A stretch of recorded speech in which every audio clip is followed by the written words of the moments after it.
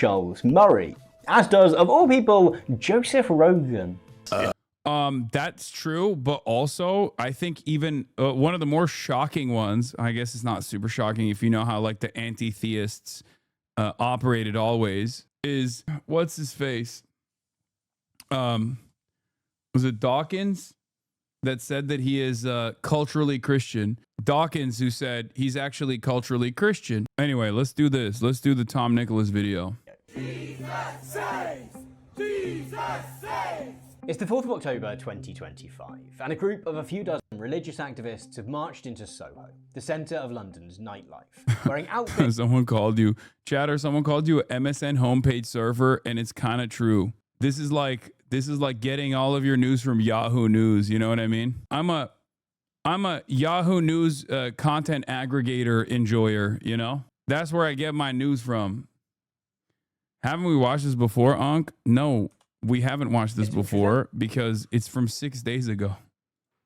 A cross between military uniforms and streetwear. They come to a halt not too far from the Admiral Duncan, one of the capital's oldest gay pubs, and they begin to chant.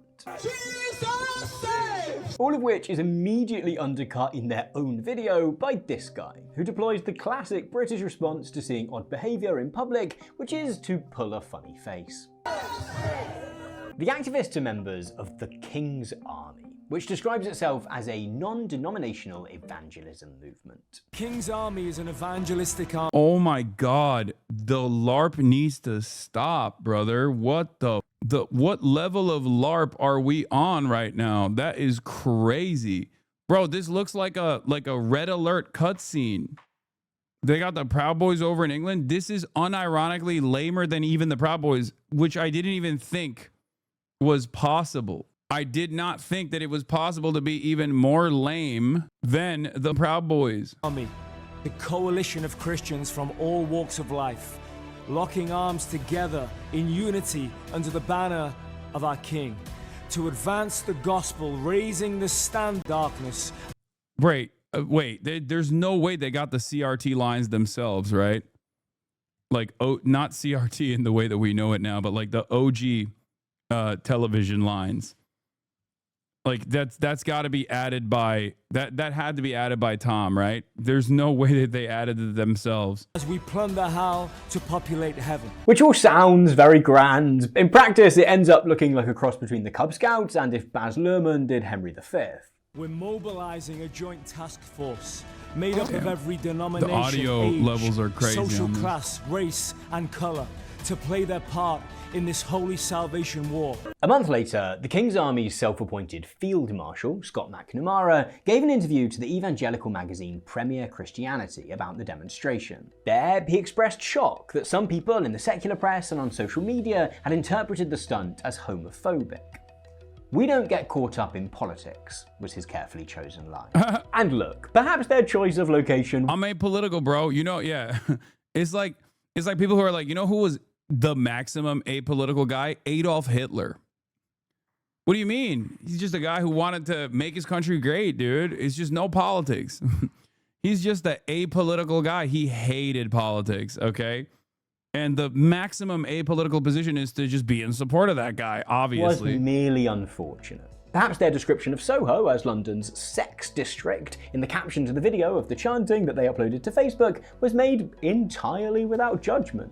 But McNamara's claims that they don't ever get caught up in politics are somewhat undercut by the fact that 2 months previously, the group had organised a protest outside 10 Downing Street and then the Houses of Parliament opposing the legalisation of assisted dying. House of Lords!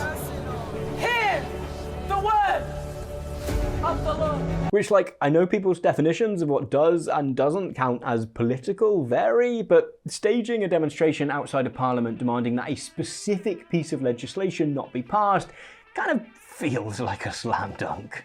If McNamara and the rest of his soldiers deny their loud pronouncements about God are political, however, they're increasingly unique. Over the past couple of years, politics and Christianity have been on an unignorable collision course, not only here in the UK, but in Europe and the US too. Which isn't entirely without precedent. America in particular has had a well-defined and extremely vocal Christian right for decades. What's new is an apparent embrace of Christianity as part of a much broader political strategy. The political right aren't just trying to... I like that these guys are leaning into Christian mobilization at a time when like religiosity is at its lowest historic levels. Like, that's cool. That's the smart way to organize. Yeah, no, for sure. Like, how desperate are you to put together like a community club? Like, unironically, it is better to tap into football hooligans than this, okay? Tapping in the historic way to fascist soccer clubs and ultras is probably an infinitely better approach to fascist mobilizing than trying to do it on the boundaries of evangelical Christianity, a concept that is relatively foreign to the average Brit, a concept that is also off-putting to more and more younger people anyway. Like, America spent a good deal of time building this sort of movement and building the base of support, building the churches, funding the churches. And even then, their primary gripe wasn't even spreading evangelical Christianity everywhere. It was actually to tackle desegregation, okay? For a lot of people who are unfamiliar with the history of the modern evangelical right in the United States of America, it was Paul Weyrich, who was himself Catholic, ironically enough, and his invention of the moral majority.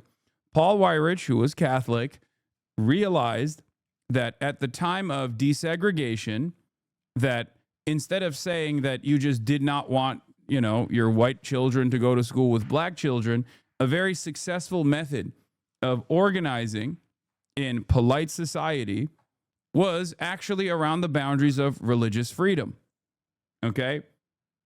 That is how he designed the entire modern evangelical Christian right-wing movement. Okay? It was on the boundaries of upholding white supremacy. And it hasn't really changed all that much, because white supremacy is probably the highest form of the highest galvanizing principle in the United States of America, even more so than I would say, not to come across as anti-materialist or whatever, but the anti-capitalist or pro-capitalist sentiment as well. It is like one of those things that is incredibly effective in terms of dividing the working class, and with seemingly no successful way of combating. White people will always choose, and let's say we haven't made a sincere effort to tackle this problem, because it's true historically. White people seemingly always will take the white supremacist position over one that is supposed to lean into solidarity across racial boundaries. Appeal to Christian voters, they're placing God front and center of their political messaging for everyone. This is like an old-time revival, isn't it? An old-time revival. A cross on wheels is dragged around the Charlie Kirk Memorial Rally in Arizona. A bishop of questionable credentials preaches to an anti-immigration march in London. Peter Thiel delivers a lecture series on the Antichrist. British MP Danny Kruger asserts the inherent Christianness of England in Parliament. All politics is religious, and in abandoning one religion, we simply create a space for others to move into. And then there's the conversions. It's not just J.D. Vance discovering Catholicism or Russell Brand conveniently being baptized just as the allegations drop. Jordan Peterson goes to church now, as does the bell curve author Charles Murray. As does, of all people, Joseph Rogan.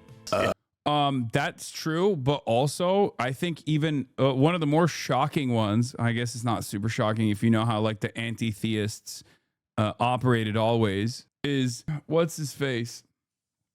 Was it Dawkins that said that he is culturally Christian? Dawkins, who said he's actually culturally Christian. Wait, are you going to church too, or is that bullshit? I have been to church. Why? Have you ever been to church before? I've been. It's actually very... Is the about-face of many new atheists. Richard Dawkins, of the God Delusion fame, now describes himself as a cultural Christian.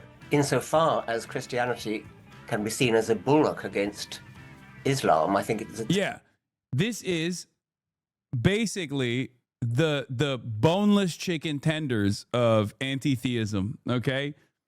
He took out the bone. That's it. The only thing that mattered to Richard Dawkins always was anti-Islam, okay? Islam is the greatest danger.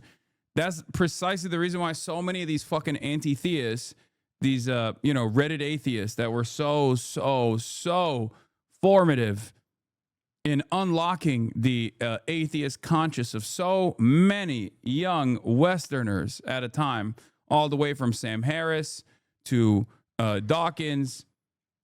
They all were anti-Islam first and foremost. Okay, that's what it was. They were atheists because it was, anti-Islam. I mean, Sam Harris is actually an even better example of this than Richard Dawkins, because Sam Harris is an even better example of this than Richard Dawkins, because like Sam Harris also literally loves Israel. I don't know if Richard Dawkins is also pro-Israel. I think he is somewhat pro-Israel as well. But yeah, Bill Maher, these guys all just fucking hate Muslims, okay? Even Christopher Hitchens. I mean, he didn't survive long enough for you to see his like final evolution, but he was definitely in that direction. He was leaning in that direction pretty aggressively. Yes. And I think part of it is because they are very libbed up and Western chauvinists, right? They're Western chauvinists. They don't recognize the role that Western imperialism has played, and that that these guys all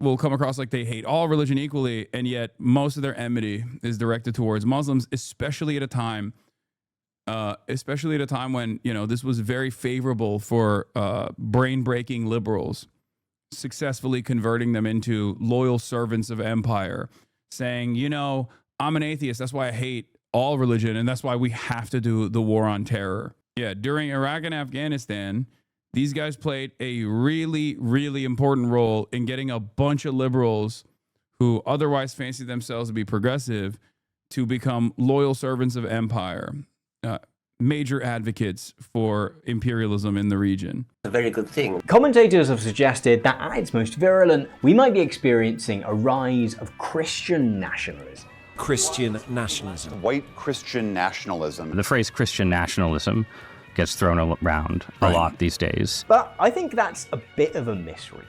For all the airtime the press has given to oddball priests and pastors from fringe denominations. Isn't Dawkins famously fully against Christianity and any other religion? You literally just saw a screenshot of him saying he's actually culturally Christian now. I think one of the most annoying parts about at least Sam Harris's work, or especially Sam Harris's work, is that it's so clearly the double standard of Sam Harris's attitude is so clearly demonstrated at the peak of the intellectual dark web. When on the one hand, he will talk about the role that ideology plays when talking about like white supremacy or talking about like far right Christian nationalism, whereas the way that he packages, like all Christian nationalist white supremacist shooters are actually like, mentally ill, they're lone wolves or whatever. Whereas any act of violence that has taken place in the hands of a Muslim is directly because of the Quran, directly because of Islam. Like there is no consideration for the role that social conditioning plays in the minds of far right Christian nationalist terrorists. Now, I think he has changed his opinion a little bit on that too, but it is like at the time, like I said, at the peak of the intellectual dark web, when Sam Harris was like aligned with the Joe Rogans of the world and whatnot, he always would find himself saying like, well, these young white men, they find themselves in the throes, they get really upset, and then they have mental health complications. Like, if you're gonna do bad analysis, if you're gonna factor in the dogmatic approach that religion bakes into people's collective consciousness, you should do it across the board. You should be talking about Christian nationalism. Perhaps as an American citizen, you should be talking about Christian nationalism far more than you should be talking about the radicalizing factors of Islam, right? The reality of the matter is, as I've always maintained the position, that I'm much more sympathetic to people who believe in religion, even organized religion, it doesn't matter. As long as it's actually not playing a formative role in defining society and setting up guidelines, as long as it doesn't actually interfere with other people's liberties, I don't necessarily care if you believe whatever you want to believe. And I also personally see that religion can be religion can be used as a tool for good things. And the example I always use is chattel slavery. Christianity was used to uphold chattel slavery. Christianity was also used to abolish chattel slavery. Liberation theology played a formative role in the abolition of slavery. It also played an incredibly important role in the justification of slavery. Okay?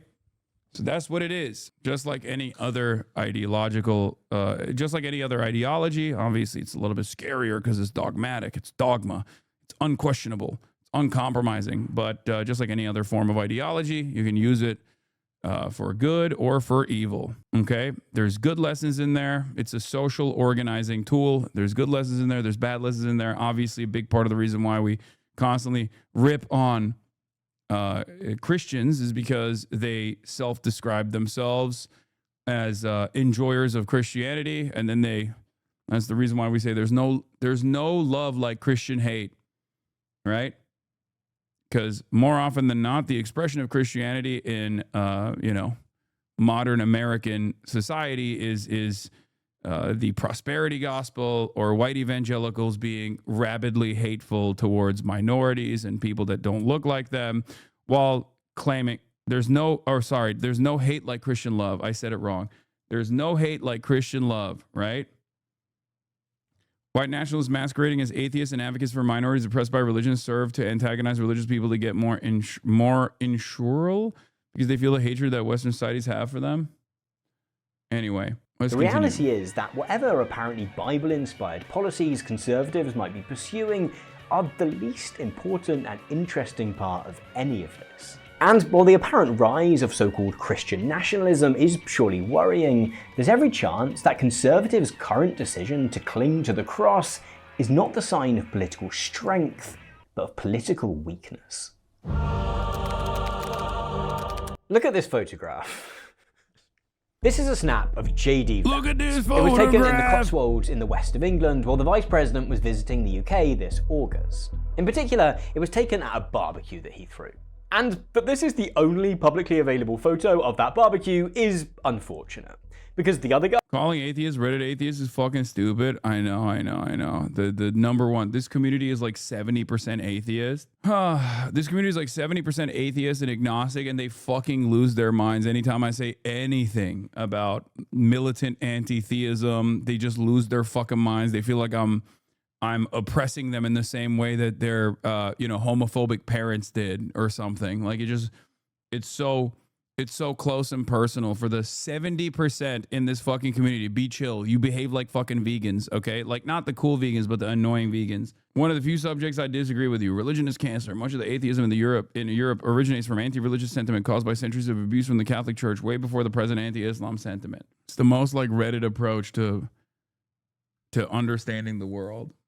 Okay? If you cannot comprehend what I'm saying, I have a nuanced approach. Okay? I have a nuanced approach to people believing whatever they want to believe. I think you have to have a nuanced approach to a diversity of opinion on things such as this, especially if you are a socialist or a communist or a leftist of any sort, any variety. We live in especially if we live in the Western world, the overwhelming majority, if not damn near entirety of the Western hemisphere unconditionally and uncompromisingly believes best organization of the economy. That is, in my opinion, something that we must tackle far before we talk about the role that organized religion plays in the design of society, because I see organized religion as simply a tool that the capital-owning class wields in the direction of dividing the working class. But religion can be an organizational tool that helps people as well. Anyway, if you want to have a mass movement, you're going to have some religious people in that mass movement. Obviously on the internet, on twitch.tv/HasanAbi, you don't need to do that. You don't need to factor in religious people. Like I said, 70% of this community is atheists. But in the real world, there's going to be religious people that want to do right by others. In this picture, Thomas Skinner, is almost completely irrelevant to the topic of rising Christian conservatism in global politics. Worse still, he's such a weird and wonderful character that it kind of breaks my heart to not be able to squeeze in a sidebar in which I tell you everything about him. One thing I will do, and anyone that knows me will say this, I will give it my best shot. Relax, drink a Stella, you know, it'll make you feel better. You know me, I never, ever, ever look when I put on my gravy, because I'm the absolute governor, of course. He's Tom Skinner, Tom Bosch, cheers. Yeah, this guy sucks. The real Bosch guy is the guy who was like getting takeaway and then being pro-migrant because the fat Bosch guy is my favorite now. Not this guy. There's another Bosch guy, okay, who's much, much fatter than this one, okay? And he, at the peak of like anti-migrant sentiment coming from the new version of the EDL, he was like, what the fuck are you guys talking about? I love boshing to, you know, Chinese takeaway. Big John.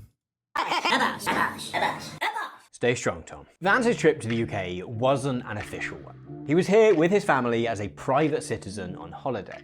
But that didn't mean that he wasn't working. It simply means that outside of a brief carp fishing trip with David Lammy, he was able to snub members of Britain's ruling Labour Party in favour of catching up with... I know you've been traveling and you're Mr. Worldwide now, but you're American and we call it takeout, not takeaway. I know, that's the reason why I said takeaway, because here.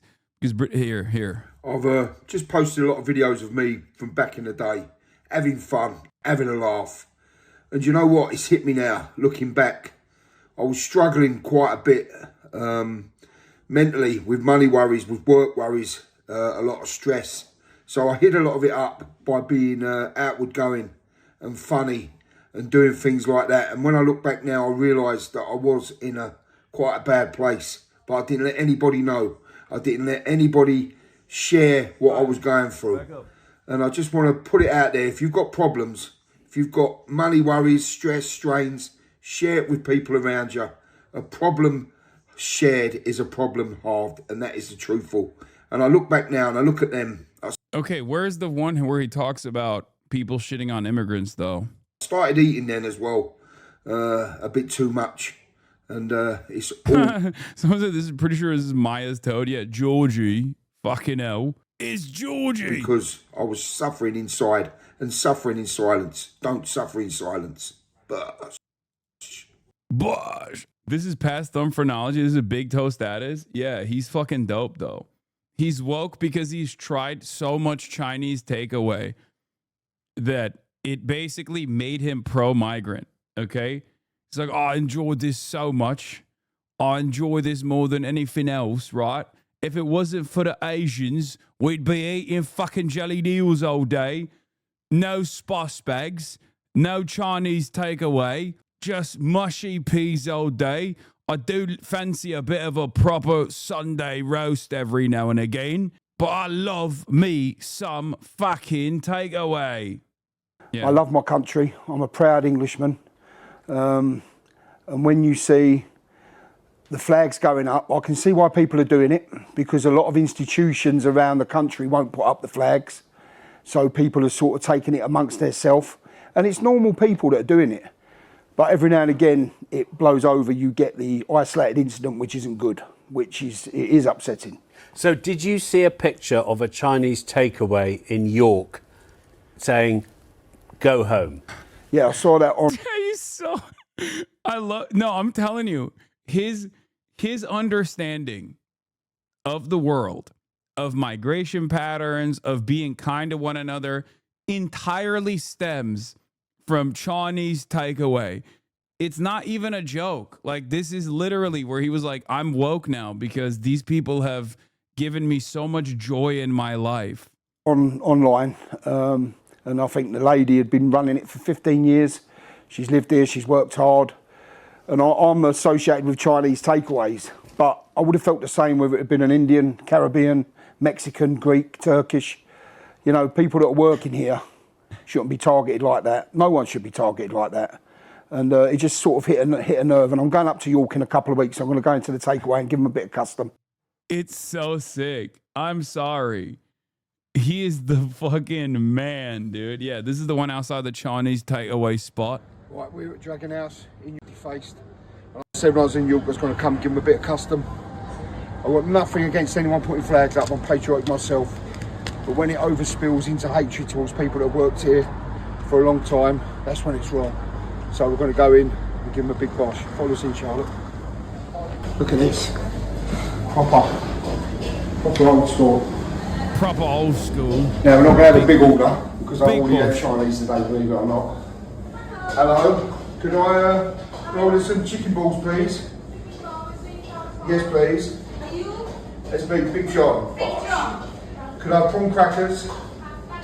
He's doing it. He's doing it. He's giving him a bit of custom, right?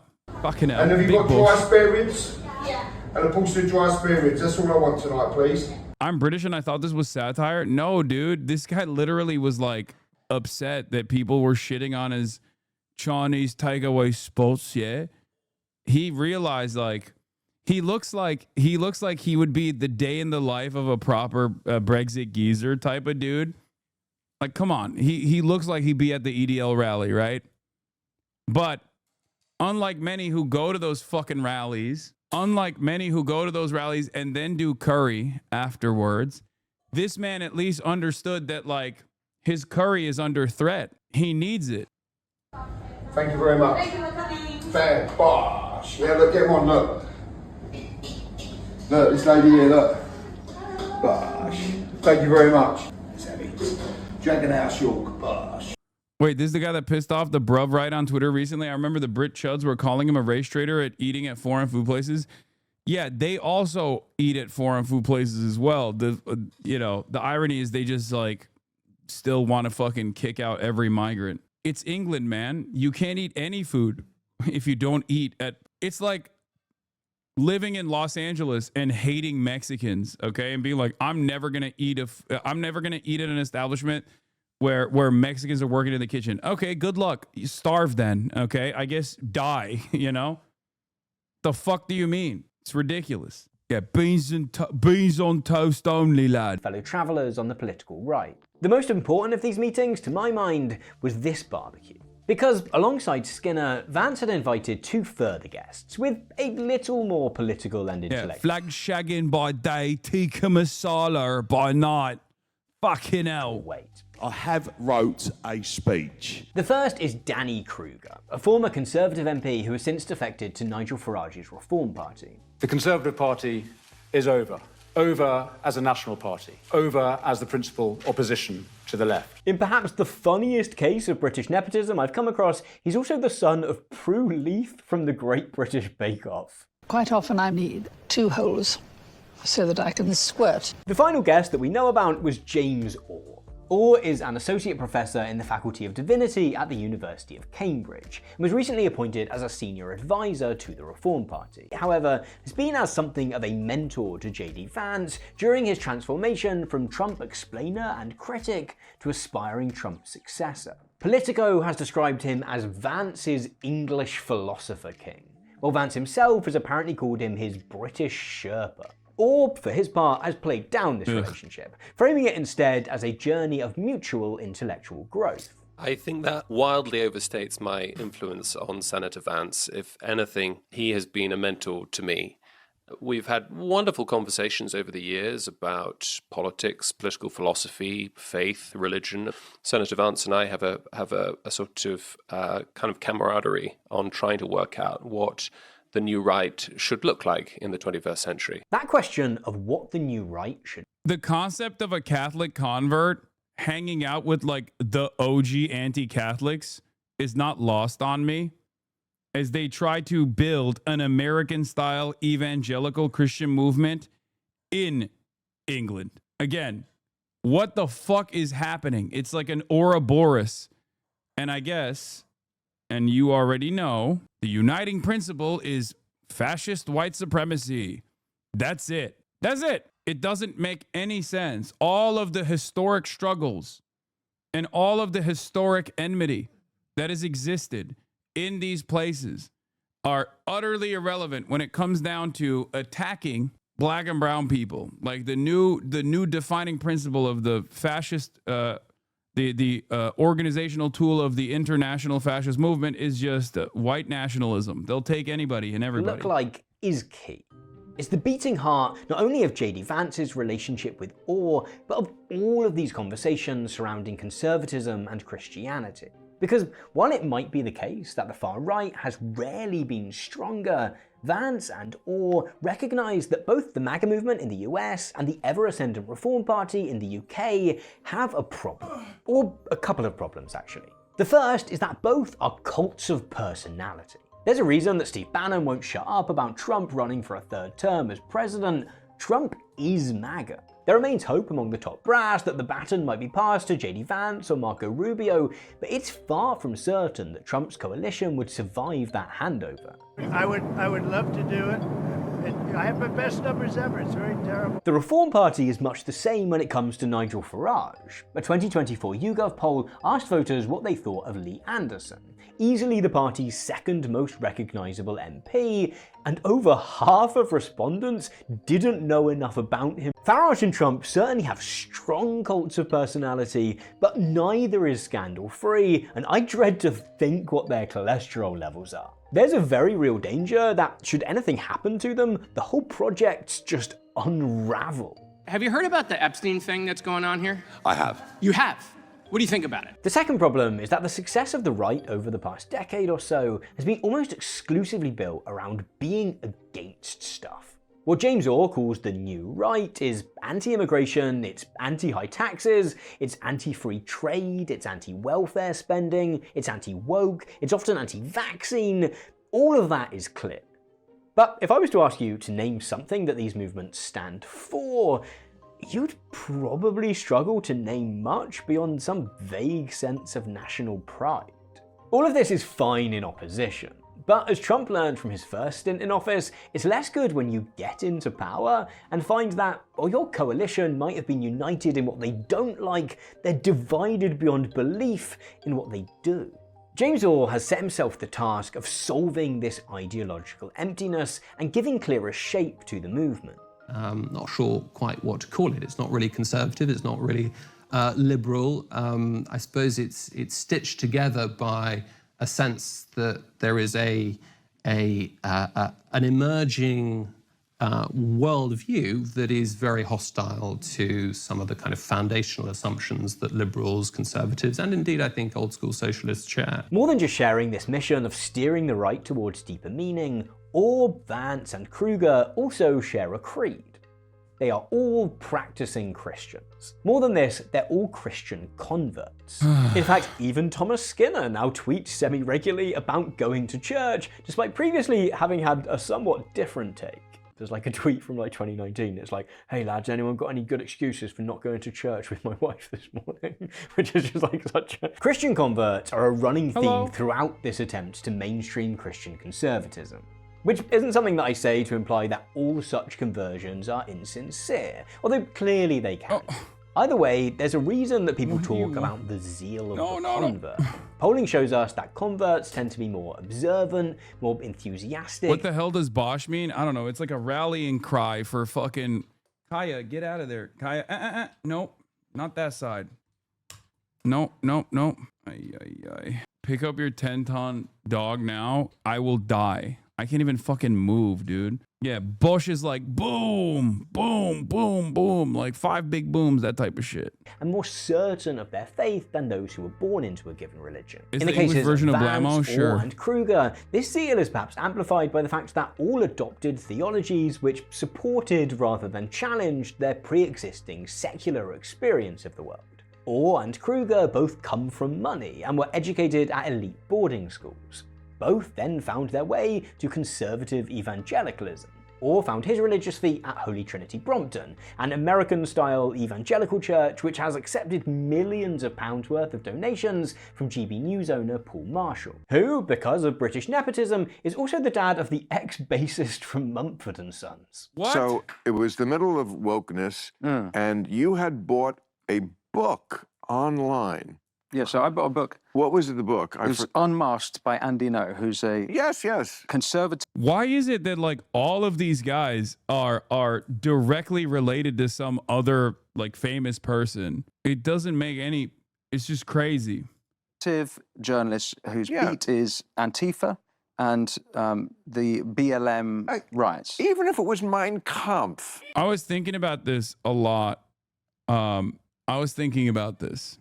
Okay? And I think the reason why, at least historically, and I think like in contemporary society, it's a little bit different in England, but at least historically, like the working poor organized on the boundaries of socialism and with like a pro-labor stance and like despise Margaret Thatcher and stuff like that in England, as opposed to in the United States of America, where like there is a fuck ton more lumpen proles, or even people who are just objectively proletarian but despise pro-working class politics, is because there is no stratification of class in England. It is directly in your face, because they have, you know, lords and shit still. They have like remnants of old school monarchy-backed, well-defined concepts like that. The nobility is directly in your face. And that's the reason why I think working class people who come of like that peasant background that never made their way into nobility still have this deep disdain for posh people, bourgeois people, you know. Kaya, just get out of here. Go. No, Kaya. Come here. Bir tane şey. Beyaz garlic sos var. Evet, bitti. Hayır, var. Getir sen. Beyazı getir sadece.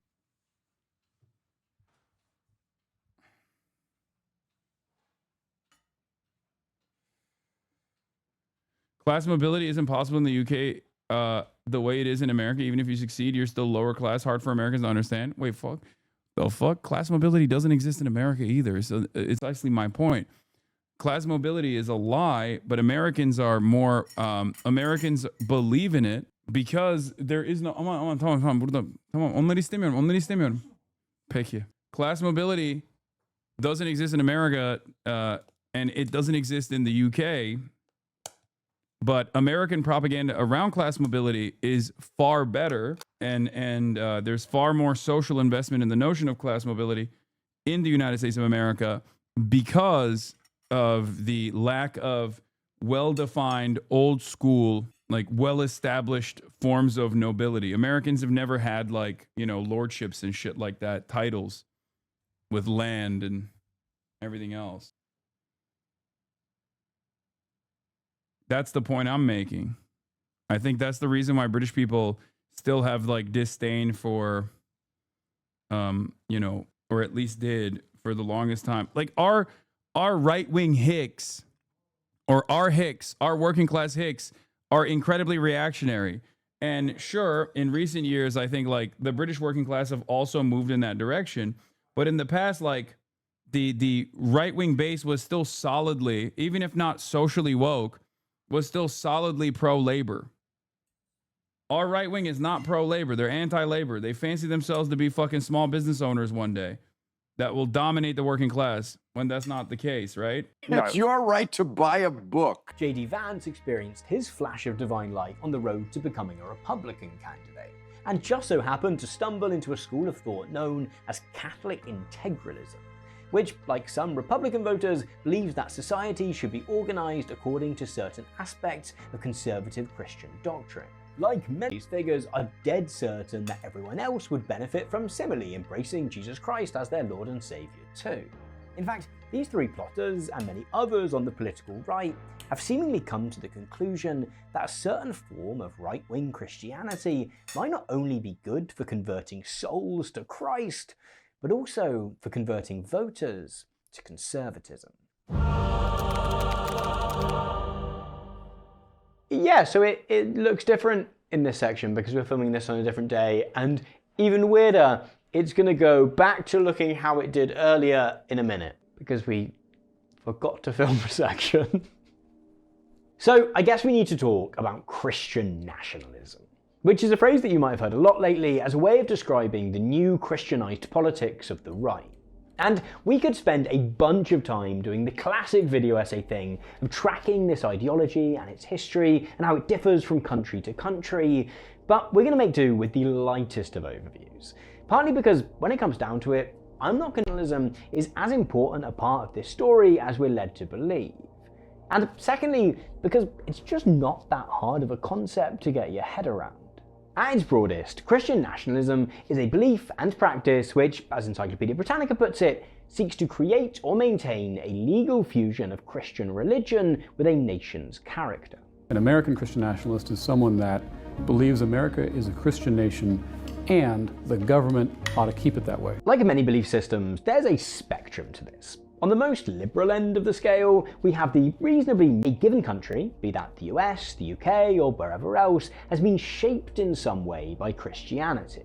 This woollier version of Christian nationalism has been bolstered most recently by another convert. The rest is history host Tom Holland. No, silly, not Spider-Man! Holland returned to Christianity after a nominal childhood church attendance whilst writing his 2019 book, Dominion. The thesis of the book essentially is that Christianity is the most transformative and revolutionary ideology that has ever existed, and that in its distinctively Western form, it continues to completely saturate the way that people in the West view the world. This descriptive vision of the relationship between Christianity and a given country's history, however, can quickly morph into a prescriptive one. Britain, or America, or wherever else, should be a Christian country, and the government should either defend or extend the role of the Christian faith in the life of the nation. At its most extreme, we reach the realms of Pastor Doug Wilson, shepherd to a flock of extreme Christian nationalists including Pete Hegseth, the US Secretary of War. Wilson believes that US government policy should be shaped entirely by Christian values, or more specifically, his own ultra-conservative theological views, including a rolling back of women's right to vote and a reinstatement of laws against sodomy. The collectivists who are in power now use the power of the sword to extort money from middle-class working taxpayers in order to read. Yeah. Notice how all Christian organizing of this sort is first and foremost anti-communist and anti-socialist. Interesting. Because like if you look at the principles of any organized religion, sincerely, and the things that Jesus Christ did, he's not a fucking capitalist guy at all. He's a objectively socialist. And yet, for some weird reason, all of these guys actively defy those teachings. They avoid talking about it. They avoid thinking about it. They avoid thinking in general. And their propaganda is almost actively anti-socialist in nature, anti-communist in nature. I wonder why. Distribute that money to other than be getting it. That's how they use their power. If we had power, we would stop abortionists. In truth, Christian nationalism is always a deeply conservative Christian nationalism, for two simple reasons.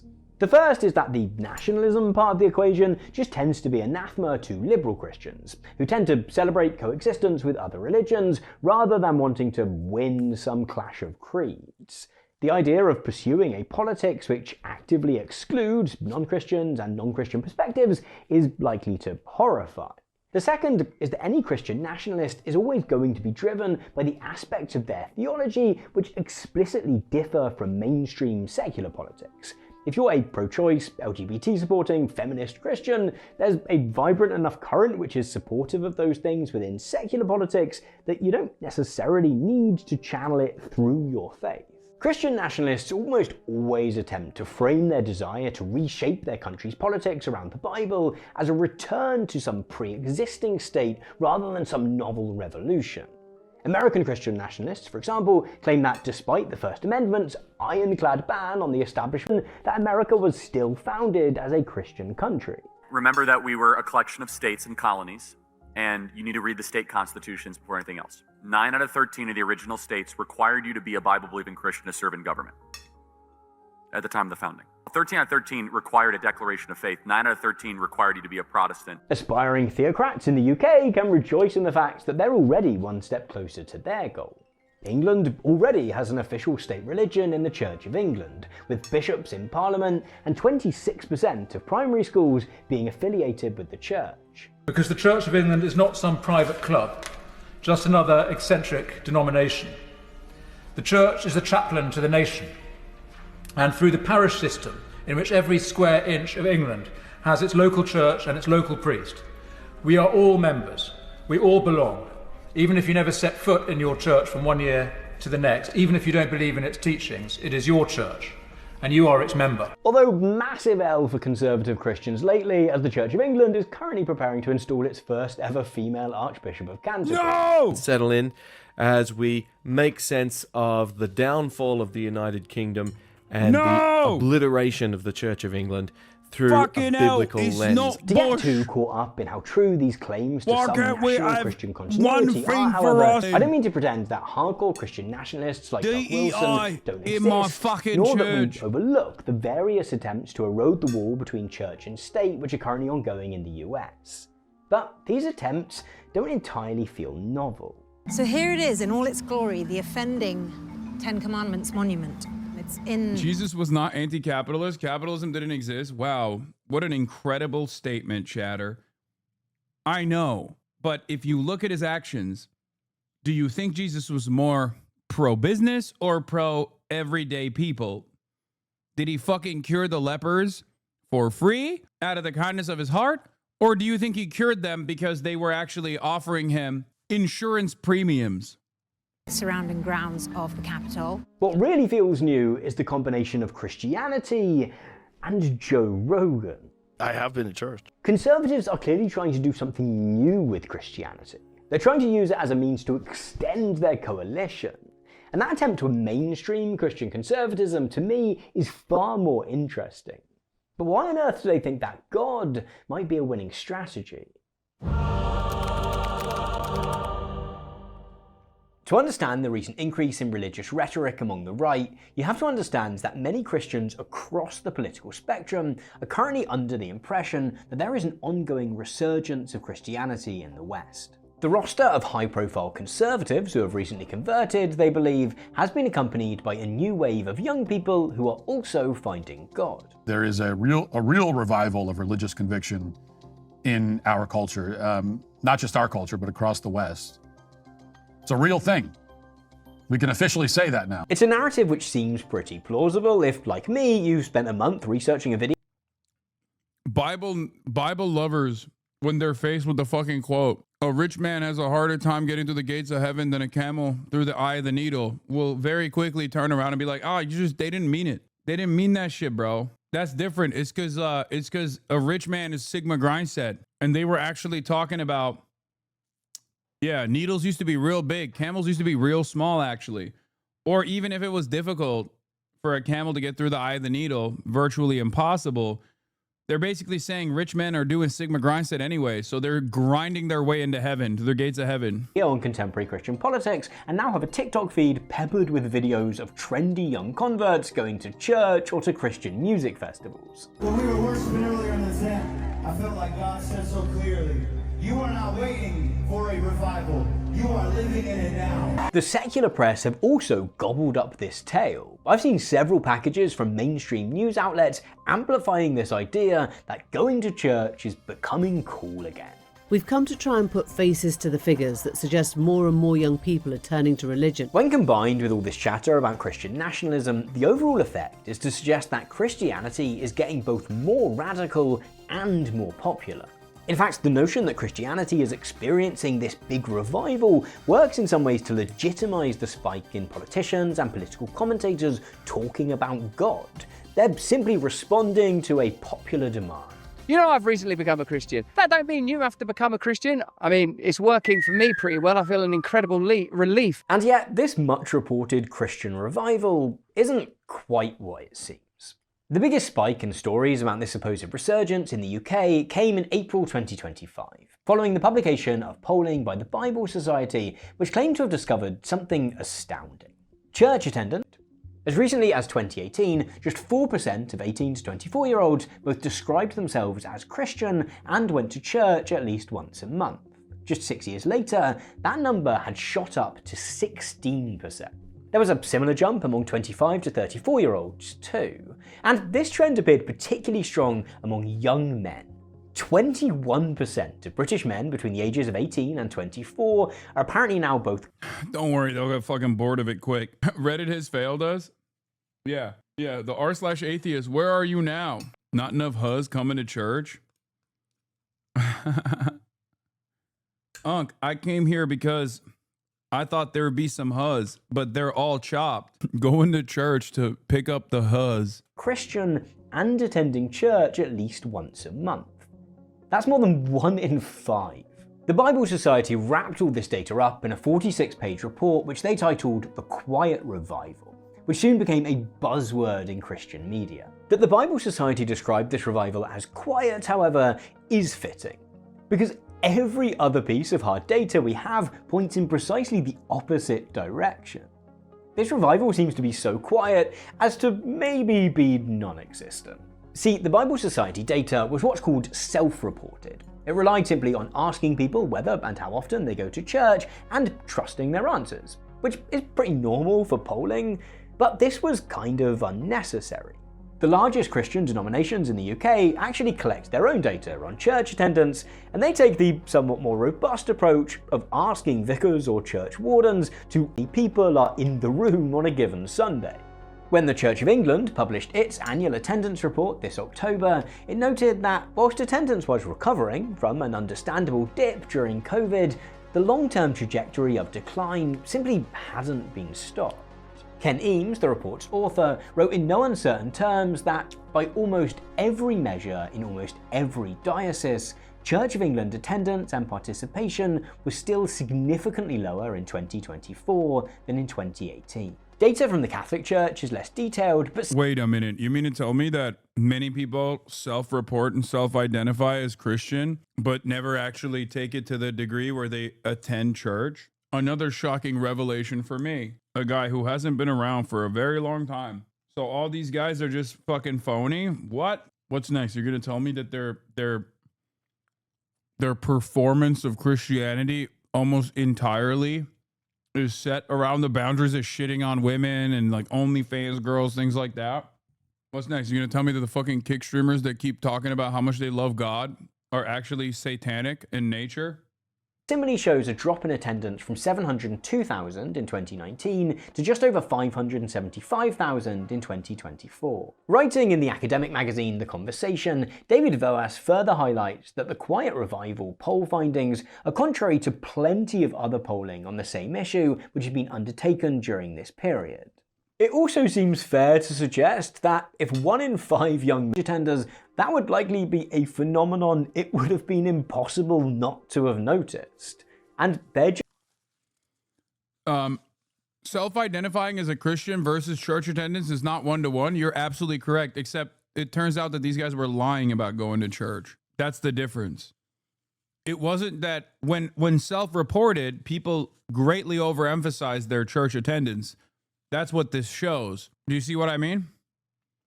You don't have to go to church to identify as a Christian. I'm not saying that at all. But these guys very clearly associate being Christian with church attendance.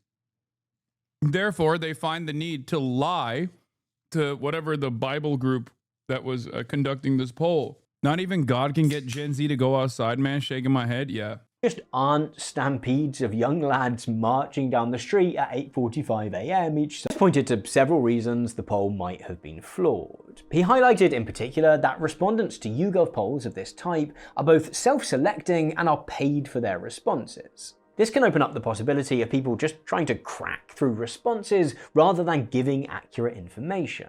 Polling also just isn't a particularly good way of measuring things that people do. Not only are people prone to lying to make themselves sound good, but lying about whether and how often one goes to church is the classic example of something that people choose to lie about. It's not only that we're going to church services less. Actually, I have to report to you that there's recently been some research by sociologists in which they've checked up the answers to public opinion polls. They've asked people, did you go to church last week? And then they've gone to look in the pew to see whether you have two disturbing bits of evidence to report to you. First of all, we fib a lot when we're asked that question. Commentators who would quite like the quiet revival narrative to be true have attempted to defend this outlier finding through various means. It's happening in... I do think it's pretty funny. Lying about going to church is so fundamentally Christian. entirely in smaller denominations, or vicars are counting wrong. The biggest reach I found was from the authors themselves, who suggested that the new converts might be tuning in via Zoom, but they're all sharing laptops and so are being undercounted that way. Yeah, and if I accounted for all the people who are getting together to watch my YouTube videos in cinemas, I'd probably have bigger numbers than Mr. Beast. The reality is that this uptick in church attendance is most likely just bunk. It simply isn't happening. If this is the case, it mirrors a similar phenomenon in America, where articles celebrating a supposed revival are countered by data which shows that, at best, the proportion of Americans going to Christian churches has stabilized after decades of decline. If the Quiet Revival report has any truth to it, then it doesn't seem to have found that young people, and young men in particular, are going to church more, but simply that they're lying about going to church more. Which might actually be more interesting than if they were actually showing up. See, the comparable data from the US is pretty revealing here. The results of the Pew Research Center's 2023 to 2024 Religious Landscape Study found that 18 to 24-year-old men were now slightly more likely to identify with a religion than women of the same age. This marks a massive turnaround in a country where women have historically felt more compelled to warm the pews on a Sunday morning. Get up, Homer, it's time for church. I don't want to go. Interestingly though, where young men are more likely to describe themselves as religious, they're still less likely to regularly pray or even to say that their professed religion is very important to them. It's important to caveat that the overall trend of both religious identification and church attendance is still one of wholesale decline. If anything notable is taking place at all, it is a tiny bump in the number of young men identifying as Christian, either directly or by lying about going to church. That they're not actually turning up or praying or saying the religion they've adopted is all that important suggests that faith itself isn't all that key to this. Instead, the identification is the goal. The chatter said, isn't this all because heaven is Chinese? The answer is yes. Çok güzel olmuş, sağ ol babacığım. Öf çok. Bir yeter, bir. Artık bir yiyorum, bir. Evet. Yeah. It's just weird. Like you don't have a problem with it, right? You don't have a problem with it being Chinese, but like, it's just kind of surprising that it is, you know? You just didn't really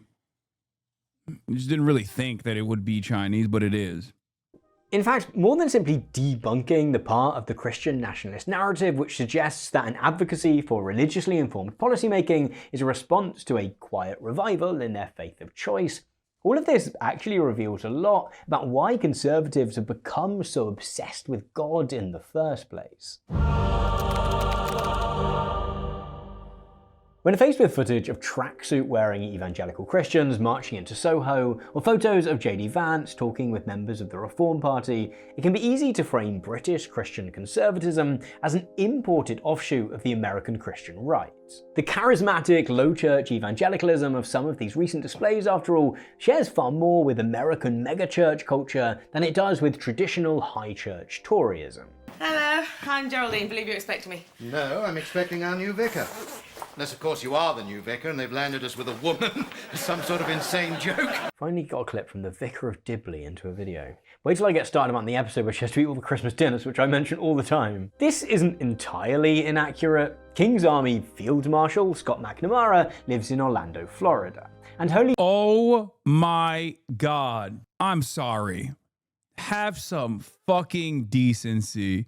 Have some self-respect, British people. Of course, if you're a British racist, you're not exactly known for having any decency whatsoever, but it is pretty remarkable that the main guy, oh my Lord, your main guy lives in Orlando? Like he's a Floridian, British evangelical Floridian. Yeah, this movement has no legs, I promise you. Trinity Brompton, which is the spiritual home of evangelicalism within the Church of England, was heavily inspired by the Association of Vineyard Churches in the US. And because of British nepotism, the key link is Eleanor Mumford, who is the mum of Marcus Mumford from Mumford & Sons. Usually there's no Mumford & Sons references in my videos, and you know, this one we've had 2. What about 3 if you count my shit? Nevertheless, the current attempt to use Christianity to give new meaning to the mainstream political right perhaps has greater origins in Europe than we might like to admit. In 2017, Rogers Brubaker wrote an article in Foreign Affairs outlining the emergence of a new set of rhetorical tropes among populist anti-migrant politicians in Europe. Figures like Marine Le Pen and Geert Wilders, he wrote, increasingly positioned themselves as defenders of a Judeo-Christian European civilization rather than only their own national culture. This was despite the fact, he continued, that Europe is the most secular region of the world with extremely low rates of church attendance. Christianity, he argued, wasn't being used out of any particular commitment to the faith itself, but as a locus of cultural identity. I will never be silenced, and I will never follow in the footsteps of those. My favorite is when these dipshits will go to CPAC, this time in Hungary, as Geert Wilders did here. Remember, it's an American conservative political action committee, okay? They're in Hungary. This guy is from the Netherlands. And they'll sit there without a shred of irony and rail against globalists. And it's like, brother, what do you think is happening here right now? What do you think is happening at CPAC Hungary? Why is there a CPAC Hungary? Why are you at the CPAC Hungary? I am Dutch. Geert Wilders understands very well that he is part of a global fascist movement. It's just a quiet part you don't say out loud. No, I know. I know he does. We have ein serious problem. He's Asian? Wait, really? Is he actually? I heard that there was also, wait, he's Indonesian? What the fuck? Boris Johnson's Turkish. Geert Wilders is Indonesian. Wow. Wow. Rare Asian L for sure. Well, Tim Pool's is also another rare Asian L when you think about it. And he wears blue contacts. Oh God, that's so fucking lame. The other thing that I wanted to talk about was like Finland as well. Apparently there's some like anti-Asian controversy happening in Finland due to, y'all didn't know Tim Pool was Asian? Yeah. Yeah, Tim Pool was Asian. The Finnish controversy of like one of the, I think, is it a member of the parliament? Please uninform me of that.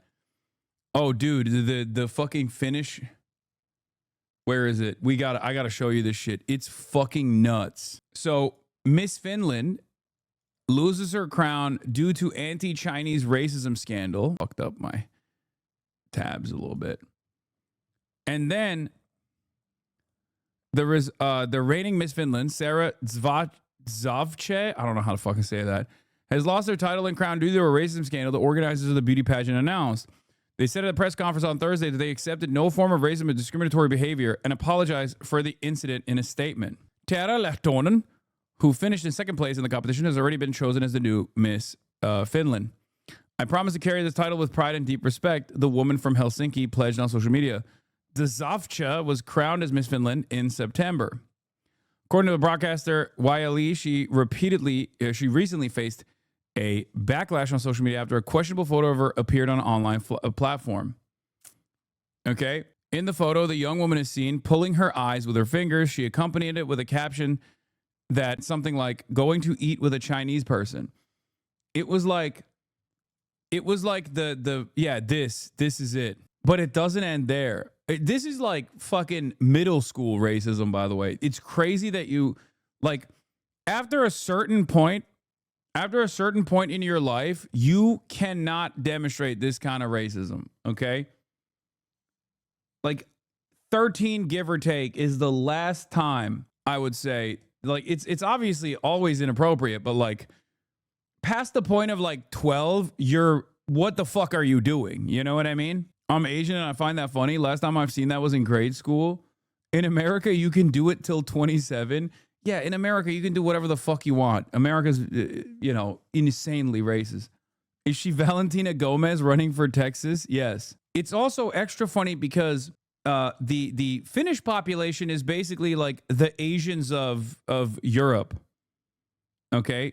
And I'm sure some Finnish people will get mad at me for saying that, but like their language, I mean, they have like Turkic origins, I think, in their language as well, right? Isn't that, I'm Asian and I don't find that funny. I mean, it's like everyone Turkish. Ila, show your support. Uralic, yeah. Yeah, like a lot, European Mongols, not Turkic, sorry. Finno-Ugoric Ural area. That's a crazy analysis. Token X Groiper here to say, yes, white supremacists think Finns are Mongols. Yeah, that and obviously Hungary, which is another one that's like super racist. Anyway, Swedes call them Fingolians. Anyway, we have a bad habit of assuming everything is Turkish. That's not a bad habit. You just described a good habit. Okay? Excuse me. And also, it is technically Turkic if you factor in Pan-Turanist sentiment. Okay? In any case, it didn't end there because there was a fucking Finnish MP that also did it. And the way he hit the emote is so much more, even more racist than this. Can someone send me the link? Someone needs to send me that link. I saw it. It was mind-boggling. No, if you think this is the maximum, if you think this is the maximum racism that you can get out of this emote, you're wrong. Oh, here it is. Here it is. Okay, I'm going to issue a trigger warning because it looks freakish, okay? Like, not even a trigger warning for racism in general, but like trigger warning, it looks fucking scary. Boom. Finnish MP Juho Eerola is under fire after Sarah profile photo mimicking the eye-pulling gesture that cost former Miss Finland Sarah Zvavche her title. Eerola denies the image is racist and says it was for fun, while critics say it normalizes racial stereotyping of people of East Asian origin. Multiple Finnish MPs have done it now, by the way, from the fascist Finns party. Bro still got his baby teeth? Yeah. Here are the other ones. Once again, I find myself asking the question, what the fuck is going on in Finland, dog? Is it the weather? Like, what the hell is happening up there, man? Finland mentioned, but at what cost? Like, this is like the racism that you see from like a 6-year-old. They won't see the sun for another 3 months. I thought Finland was Alan woke. Yeah, wait till you find out when they actually removed the swastika from their air force. Some of these countries, the closer they get to the USSR, the more objectively insane they get. Okay? As an Asian person, it weirds me out how loving and accepting Asian people can be. To be this, if it's from a white person. Yeah, pretty much like yesterday. Also, swastikas remain on some flags in Finland's Air Force, but are on the way out. This is from like 2025. They're still, oh my God, they still haven't deleted it. They made an official announcement to delete it in like 2016 or 2017 or something. And they still haven't. Bro, what? Yeah, dude. Listen, I like Finland, but I've talked about the Housing First initiative implemented in Helsinki. Like, I've talked about the way that they do public education. You know, there's the good and the bad, but the bad is really fucking insane. Yeah, they just keep pressing snooze on the swastika removal. Explain the reason. They're not Nazis, man. It was their first. It's their defense. Yeah, it was given to them by a fucking Nazi. What the fuck do you mean? Who gives a shit if they had it for... They're not Asian, dog. As demonstrated by all of this, it's not like they had the Buddhist symbol. It's total cope to say that it was there first before the Nazis adopted it, because the same guy that fucking gave them the symbol also became a Nazi and popularized it with the Nazis too. And not only that, but also, you know, they have somewhat of a controversial history with collaborating with the Nazis too. When you have all of those, when you combine all of those elements together, all of a sudden it just like walks and quacks exactly like a duck that happens to be goose stepping and sig heiling. Okay, you officially know too much about Nazis. It's my job. But you got to understand, they are just doing the East Asian religion, hence the eye gesture and the swastika. Yeah, it's the manji. Anyway, okay. Sorry for sidestepping about Finland from Geert Wilders, but who is not Finnish himself. Politicians who have opened Europe's borders, who impoverishing and endangering our people, selling out our Judeo-Christian civilization to those who shout the anti-Semitic choruses in our streets. Oh yeah, by the way, of course, much like the rest of the new meta in the European fascist flank is that they consistently talk about how these are Judeo-Christian nations. Okay, like come on, man, really? You think that's believable? Like if there's one group of historic fascists that have never really abided by that principle, is like European Christians, right? Like that's okay. Brubaker coined the term Christianism to refer to such uses of Christianity as a political rather than religious vehicle. Christianism, he writes, is a matter of belonging rather than believing, a way of defining us in relation to them. The them which was being rejected by Le Pen and Wilders was Muslim immigrants. And Islamophobia remains a powerful force in the attempt to redress right-wing populism in the clothes of Christianity. This is abundantly clear in Richard Dawkins's about face. Dawkins didn't start describing himself as a cultural Christian because he'd suddenly found common ground with the Christian church. This is the man who wrote The God Delusion, for crying out loud. There is something insidious about training children to believe things for which there's no evidence. Merely to say that religion is harmless isn't good enough. He was actually pretty open that he was mostly motivated by his throbbing Islamophobia. Insofar as Christianity can be seen as a bulwark against Islam, I think it's a very good thing. When I began looking into the conversion of right-wing activist Tommy Robinson, it took less than a minute of the first video that I found of him talking about his new faith for him to start. Are you going to comment on the fact that you got taken off BDBD because of Chinese government censorship? Brother, I love you. Thank you for fighting the good fight. Thank you. Guy who wants me to get taken off of Twitch. Entire communities that spend every waking moment being like, Hasan, why isn't he not banned yet? Why isn't he banned yet? Why isn't he banned yet? Being like, I can't believe you got taken off of Bilibili. Which one is it? Do you agree with the Chinese government that I should be banned off Twitch as well and all of these other social media platforms? Who said I wanted you off Twitch, lol? The communities that where this sentiment is coming from. It's literally the LSF watchers. Different social media platforms have different rules and different restrictions. Do I agree with it? No. There's plenty I don't agree with in terms of Twitch restrictions as well. But you got to fucking play ball. They hit the rare China W, I know. And initially it was for having Twitch chat, but we don't know yet. We don't know why we got. We don't know why the second time the administrator removed the stream, but we'll see.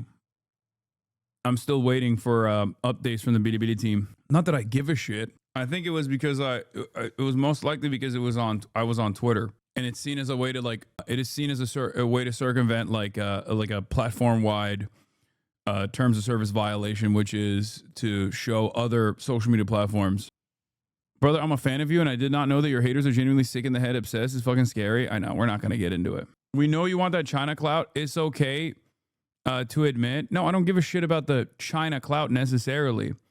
I do want to actually create a bridge between two seemingly very different countries and two seemingly very different peoples that have a lot of similarities in their culture, okay?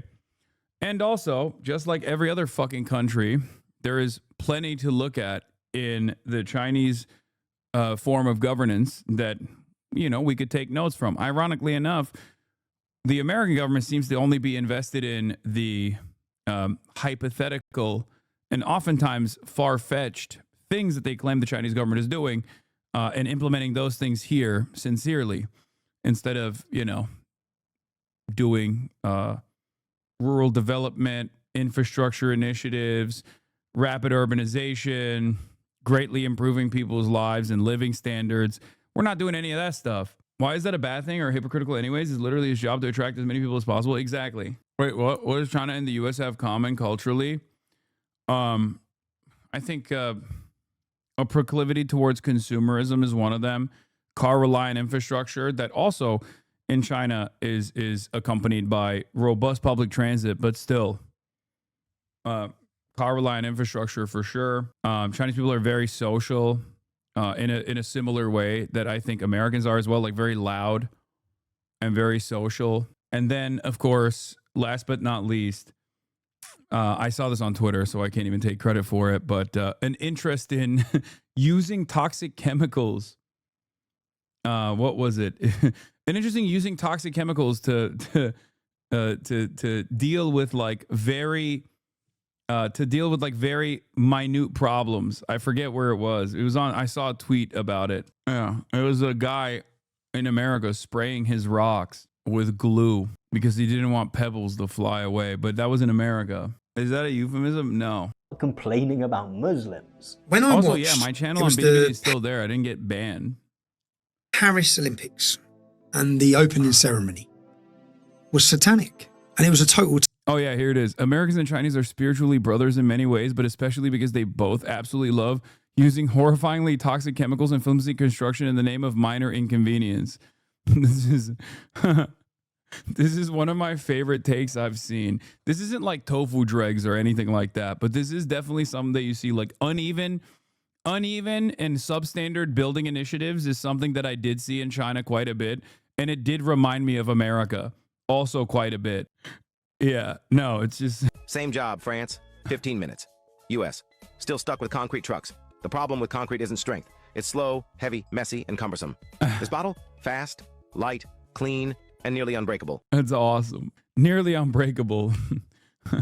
Almost as strong as concrete. As the guy cuts through it with a handsaw. Doesn't seem to be nearly unbreakable, does it? That's why it's nearly. Anyway, let's continue. Attack on Christianity and the core beliefs of Christianity and Jesus. It was disgusting. And if someone who wasn't out to defend Christianity at every point, I watched it and just thought, that's done my head in watching that. They would not do that for Islam or Muhammad. The new apostles of conservative Christianism have added further thems to their list of opponents since 2017. The left, I call it the radical left, I call it sometimes the radical left lunatics. Christianists like Le Pen and Wilders used to celebrate the extent to which European Christianity had come to accept certain aspects of progressive change. Because we know that without our Judeo-Christian civilization, there would be no separation of church and state. This was contrasted with Islam, which is portrayed as being completely uncompromising and wanting to install Sharia law wherever it goes. The new wave of Christianist nationalists makes no such compromises. Vance, Orb, and others frame secularism as every bit as much the enemy as would the most Even the Nazis understood that socialism was probably a far more effective organizing tool than Christianity. If their ultimate goal, as it clearly was to implement nationalist policies, then they at least understood that, like, you know, it's probably smarter to organize on the boundaries of like offering some members of the working class new benefits and promising them an immediate improvement to their material conditions. These guys don't even do that. They're like, no, you're gonna like this fucking this now antiquated idea.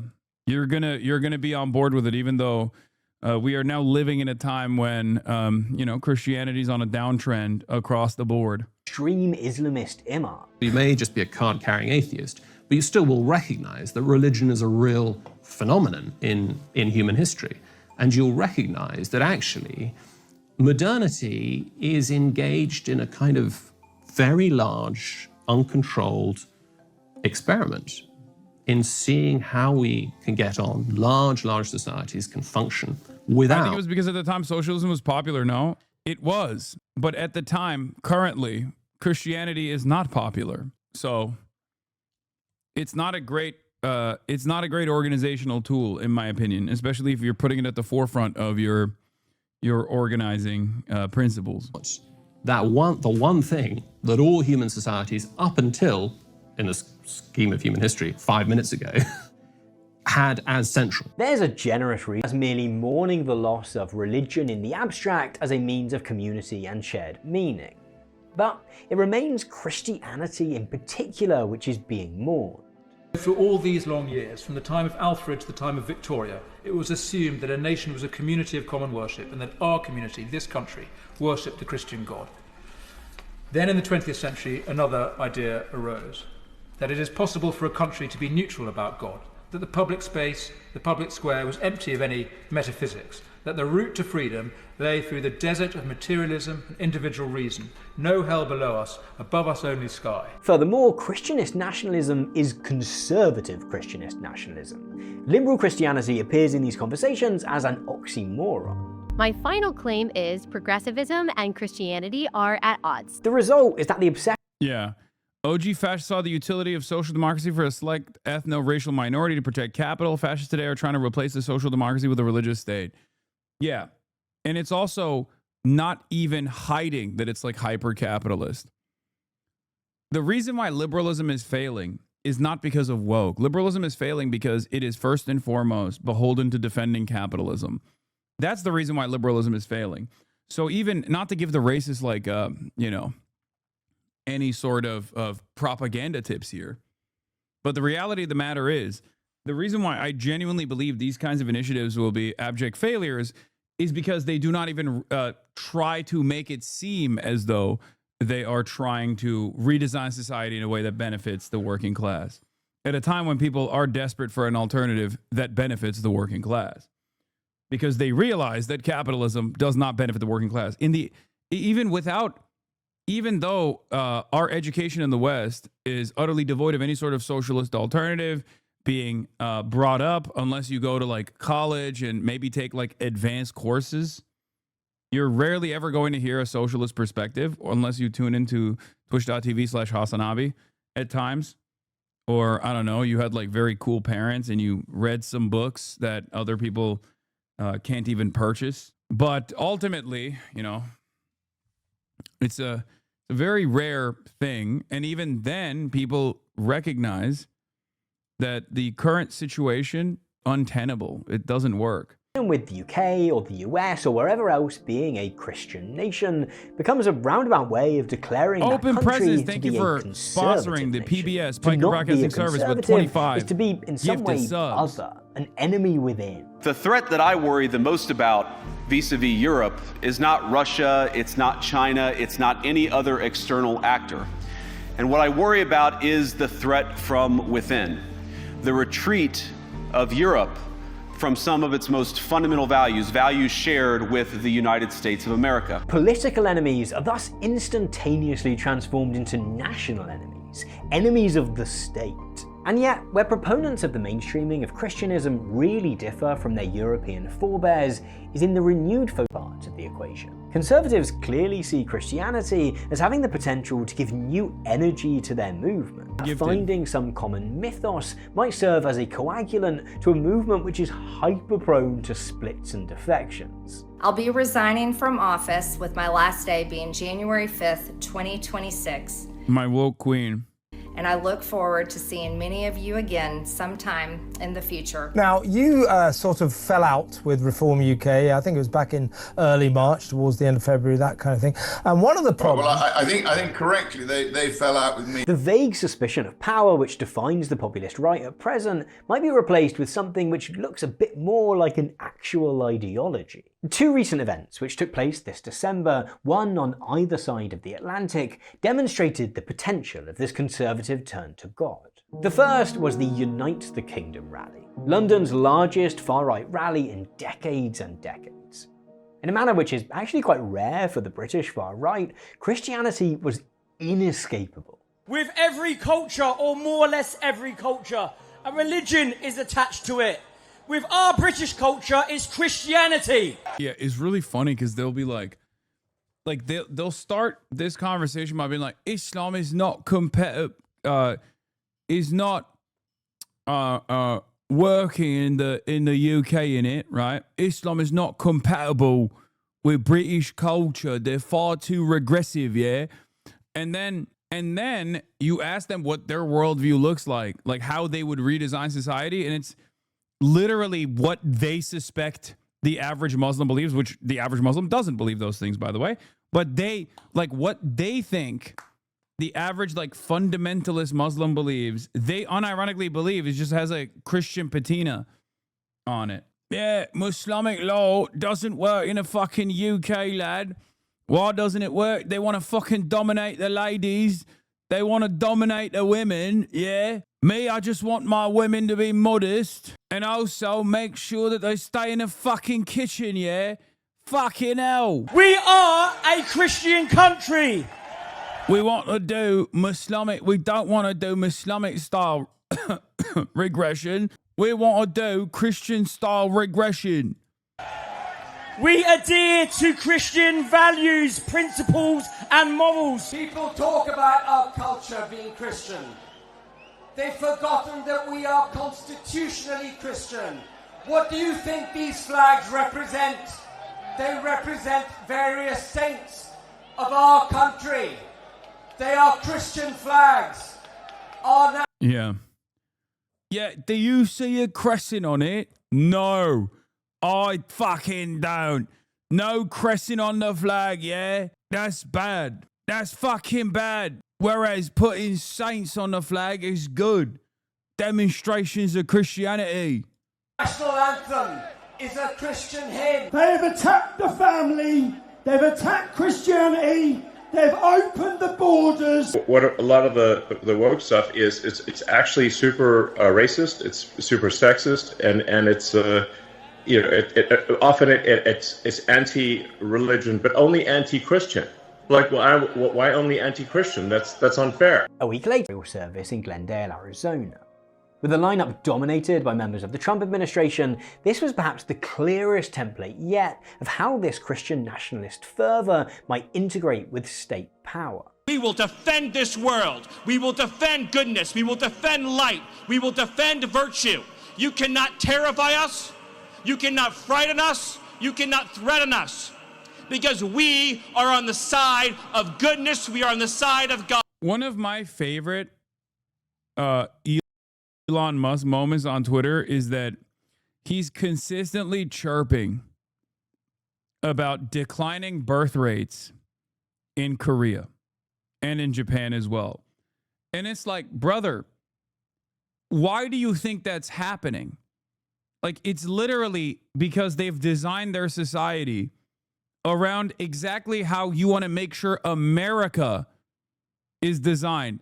Xenophobic, anti-immigrant, and horrible hyper-capitalist work culture that makes it virtually impossible to fucking have kids. You literally consistently talk about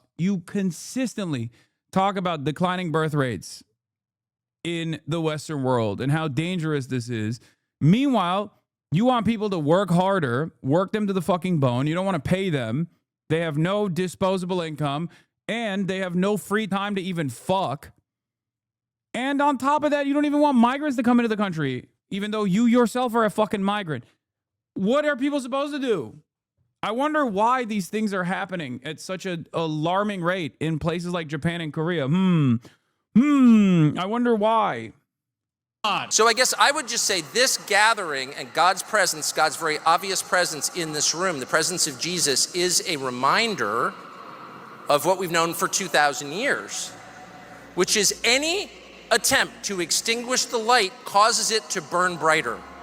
Every single time. This is like an old-time revival, isn't it? An old-time revival. At both events, Christianity, or at least Christianism, was invoked as... It is pretty funny that Trump tries to do this, by the way. He is objectively the Antichrist. He doesn't even try hard. He doesn't even try at all to present himself as a sincere Christian. And yet, I wonder what the qualities are that he represents that really tap into the evangelical base of support that they really admire about Donald Trump. I wonder what it is, because it's certainly not that he even tries to present himself as a godly man. As a source of internal political energy. Not something to be opposed to, but to stand for. It also works to graft a history onto a populist right which kind of lacks one. Why did I become a Catholic? I mean, there are all these things that I could point to, but the Catholic Church was just really old. As the age of non-committal irony passes and people search for sincerity, all this helps to transform MAGA, the Reform Party, and the various insurgent right-wing parties of Europe from relatively young, unknown entities into the inheritors of a 2,000-year Christian legacy. Passing the baton from Trump to Vance or Farage to whomever should follow him can thereby be framed as less significant than it once did. This appeal to Christianity is an attempt to build something bigger and long-lasting. But whether that's likely to work or not seems less certain. Watching conservatives get excited about the prospect of using Christianity to widen and deepen their coalition, it's hard not to see a political faction which is a little bit high on its own supply. Vance and his allies in the US will almost certainly have some success in passing a slate of Christian nationalist policies. And this will be a red rag to the Christian right, who are already besotted with Trump. How much any of this actually appeals to the wider tent which put Trump back in the White House, let alone anyone outside of the MAGA coalition, is another question entirely. Here in Europe, the climb is even steeper. What makes this particular political moment unique is that high-ranking conservatives clearly want to do more than simply co-opt the iconography of Christianity. They want to use actual faith and theology to recharge and sustain their movement. The challenge is that too many of those who they see as potential converts don't really have much interest in the actual substance of the faith, which any of this is. Maybe Joe Rogan finds God. But if he or any of his listeners are only really popping their heads into church because it's currently on trend for conservatives to do so, it seems unlikely that they're still going to be going in 6 months' time. Others might quickly find that, while they do occupy that slightly woollier end of the Christian nationalist spectrum in which Christianity holds some cultural importance to them, they actually do think that the likes of Doug Wilson or whoever else are pretty nuts. It's easy to view the current collision of Christianity and conservatism across the West as a sign of a political movement at the height of its powers, which is finally able to enact its deepest desires. But there's every chance that what we're actually seeing is a movement which is stalling, playing the greatest hits, and which is about to find out that the deafening chorus that they think is singing along with them is really just in their heads. They're just desperately looking for a unifying factor that isn't on its face inherently bigoted. Because you have to market your fascism. You have to market your international fascist coalition project, right? And they can't just be like, oh, we're all fascists and we just want to like protect our country, even though they do say that they're nationalists sometimes, right? But like they have to find a positive galvanizing principle, because it can't just be around, it can't just revolve around like literally purging the migrants. Because you'll reach a certain level of racist people that will be on board with that movement, but there still needs to be a value in the affirmative. And the problem is there is none. So they think maybe Christianity is the way to do it. What is this? So Christian nations cannot stay Christian. How is this not genocide? Wait, what? Huge IQ, small PP. So Christian nations cannot stay Christian. Brother, are you Christian? Do you live in a Christian nation? Like when you fell out of being invested in some version of organized religion, whether it be Christianity or whatever, were you doing Christian genocide? Like this is just people, bro lives in Vatican City. Also, yeah, Christianity is not an ethnicity, famously. 27 months, that's got to be bait, and a tier 2 subscriber as well. I feel like all Christian nations have the obligation of becoming multicultural. How the fuck is this a tier 2 subscriber that's been around for 27 months and saying shit like this? My friend, I don't know if you have a lot of friends who aren't self-declared Christians but come from that religious upbringing. But what we are talking about is not the eradication of Christianity by force. Okay? What the fuck are you talking about? How is this any different than white genocide as a narrative? Debate lords, you got many of them. It's the same shit behind white genocide. Yes, people that are not white. White already is a socio-political construct developed around purity. So it was already a self-defeating concept to begin with. Okay? Yeah. Oh, wait. Are you a Bardella supporter? No shot. What the fuck?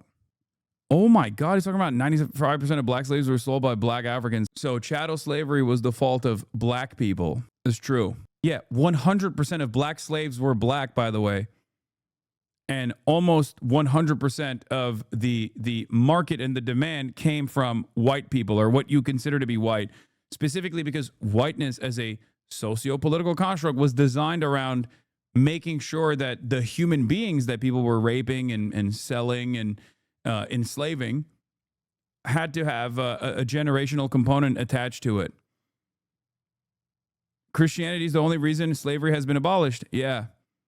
Ironically enough, Christianity was part of the reason why the concept of whiteness and blackness had to be implemented as well, because some of the African slaves that were being enslaved were also converting to Christianity, and the church doctrine made it so that it was actually illegal to enslave a Christian person.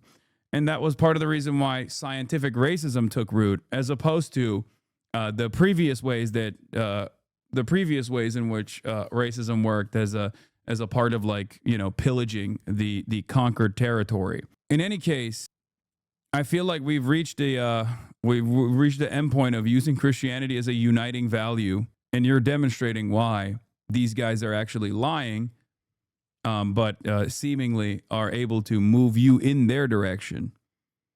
Okay, chatter, change your name to small IQ, small PP. Posh haters it to tier 3 sub before chirping.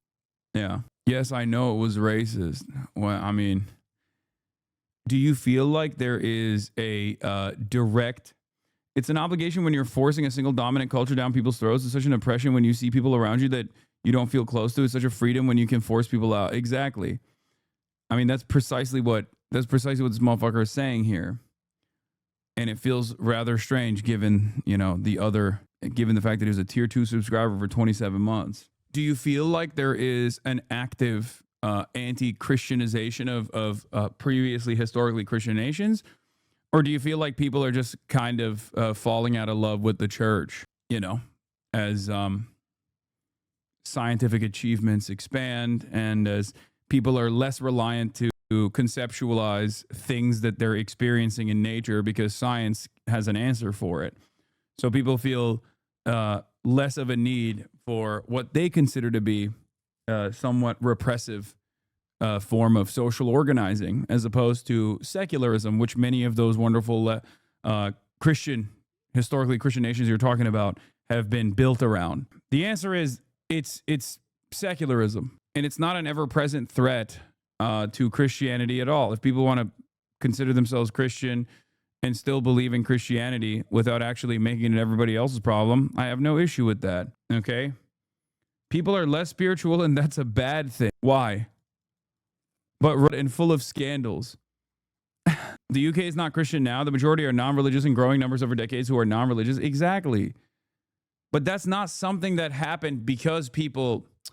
Look, I'm not a militant anti-theist by any metric, but there's a reason why people are falling out of love with the church or no longer considering themselves to be Christian in, let's say, historically Christian nations.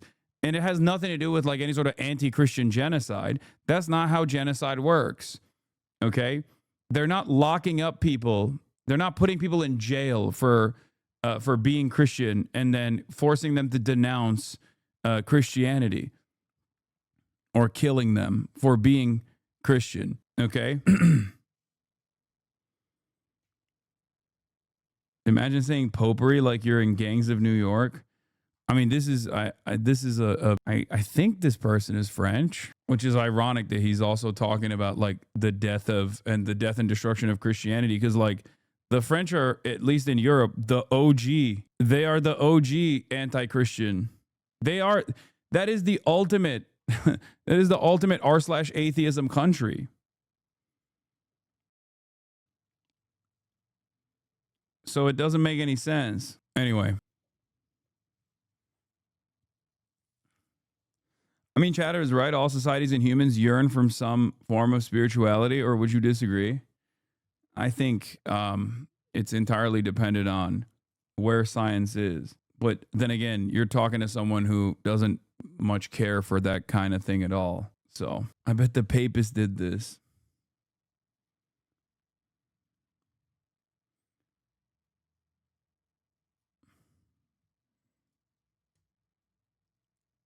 Anyway, this guy is just, he got a little bit of, we were curious about his background and he just stopped typing all of a sudden. It doesn't sound to me like you're fighting for the gospel or honoring Charlie Kirk's name. Fuck. You're right. Yeah, I can't lose a tier 2 subscriber, dude. I can't. What? I'm entitled for my views? Oh my Lord. This is the biggest fucking cop-out. Yes. And I can disagree with said views, right? I can disagree with your views, right? That's what discourse is all about. The fuck? You're the one who came in with your disagreements. And we're trying to have discourse. We're trying to have a back and forth. You don't have to immediately go, well, the principle of, well, I'm allowed to disagree with you. Like, yeah, no one said you're not. The fuck? Like, let's stick to what our disagreements are. And you make a case for why you think there is a deliberate effort to destroy Christianity in previously historic Christian nations. You don't have to do that without immediately attacking the freedoms when I'm clearly giving you that freedom by highlighting your statements. I don't think there's some anti-Christian pressure, yes. And saying Christianity is being used by the far right is messed up. Oh, you do think that there's anti-Christian pressure. Okay. You think there's anti-Christian pressure and saying Christianity is being used by the far right is messed up. Well, you should take that up with Tom Nicholas, who I think spent 45 minutes describing exactly how the far right is actually trying to organize around the boundaries of bringing back Christianity. Except the problem is you are one of the few people who has actually fallen for this propaganda, it seems, which is surprising, especially considering your continued support of the Piker Broadcasting Service, which you all can subscribe and support. How dare you attack the true gospel? France was the religious hub of the world. I hate the revolution. Maybe his roommate got on his computer or something. Come on, Hasan. You live in LA. Don't tell me you haven't been around girls that genuinely believe in astrology, a metaphysical concept, despite the fact that they're well-educated individuals. Yeah, I mean, you've been in here for 19 months. You've actually probably heard me on numerous occasions talk about this. Like the concept of a God hole and how people try to find a different form of spirituality after they fall out of love with Christianity. It has nothing to do with science then, right? Wait, what do you mean? Yes. The reason why it's the same principle. The reason why they look to that is specifically because they want to contextualize why they're here, what the meaning of life is. They want to believe in something bigger than themselves. And in the absence of scientific explanations for things such as that, which is not coming anytime soon, it seems. Huh? Okay. Well, it came in right as you came in. Doors open. Chewytron 7. Thank you for the 10 gifted subs. Like, if we had an explanation for what happens, if we had a convincing explanation for what happens through science about what happens when you die, I think there would be a lot less people that believe in any sort of organized religion. I don't think that people yearn for, by nature, some form of spirituality. I think they yearn for explanations. That's it. I just like Jesus's message is nice. Okay. But you are kind of cannon fodder in here for all of the militant anti-theists, because you go from, I just like Jesus's message, to Christianity is under attack in Christian nations and it's actually akin to a genocide, and that I hate the idea that like the far right is actually I hate the false smear of the far right using religion and specifically Christianity as a form of organizing. All of those things are going way, way beyond. Way beyond simply saying you like Jesus's message, it's nice. Okay? I know Bardella is the next in line after Le Pen, I know. And it's crazy that you tie it back to Bardella of all fucking people. While simultaneously recognizing that the hate is being relocated towards Muslims when it's like one of the major reasons why the nationalists have gotten any fucking motion whatsoever in France is that they constantly redirect the enmity towards Muslim refugees and Muslim migration into France, as though that is the reason for austerity, as though that is the reason for why you have to retire at a later age than you normally would, or your material conditions are deteriorating. Okay? Yeah, go read a little bit about Mélenchon, I think. Anyway, dark question. How do you avoid succumbing to nihilism, especially when it comes to the idea of being separated from your family permanently on their death? I don't know. I just don't think about it. Favorite thing, once again, is whenever like the chatter that I just banned will be like, oh, what about the teachings of Muhammad, you pedo? And it's like, brother, you are literally a defender of one organized religion over the other. Like, what do you mean? You think fucking, like, point me to one religion that doesn't have these allegations. Like, the fuck? It's just so crazy. It always goes back to the same fucking principle, okay? It's always the same principle. Conservatives hate the conservatism of brown conservatives. They want to do conservatism, okay? They want to do conservatism. They just want to, they believe in reactionary shit, but they will point to the fundamentalist nature of other religions while they simultaneously want the same exact design for their society. It's just maybe, I guess, not in a brown way. Perhaps the most egregious overextension of the weirdness of Christian conservatism has been the war on the concept of empathy that Vance and others have been waging. This is something which Lindsay Ellis dug into in her recent 2.5-hour video essay about Trump, Palestine, and Miss Rachel. It was, typically for Lindsay, an absolute banger. What you might not know is that while Lindsay has taken a step back from making videos for YouTube over the past few years, she's still been releasing stuff over on Nebula, the premium streaming service that both of us are a part of. Nebula has a whole catalogue of exclusive and characteristically funny and fascinating videos by Lindsay on everything from Disney flop eras to Guy Fieri, Jurassic Park, and most recently, Bluey adults. As you would expect from the creator who kind of invented the YouTube video essay, they are all absolutely fantastic. Lindsay's exclusive videos are part of a whole catalogue of original content which is only available on Nebula. That includes my debut feature-length film Boomers, which is it's an ethical react. Just over a year old now. There's also Scav, the fantastic new documentary series from the Wendover Productions team. There's Jesse Gender's film Identities. There is so much that it would be impossible to mention it all here. In fact, there is so much great stuff on Nebula now that in the run-up to Christmas, I'm setting you a challenge. We've just launched 3-day free trials in which you can get a taste of all the stuff. You don't watch Adam Friedland's ads? Platform. And I want you to go to my link, go.nebula.tv/Tom You got me. Nicholas. I'm inconsistent. Suck my dick.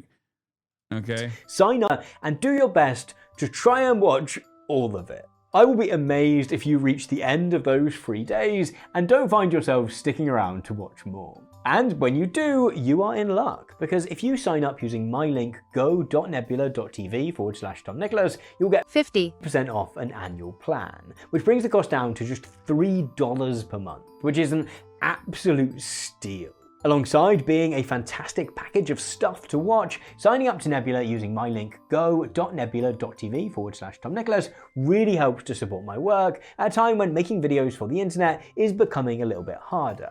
Not only do we get paid more every time someone watches our videos on Nebula rather than on YouTube, I also get a little kickback when you sign up, which makes a huge difference in allowing us to keep making great videos for you.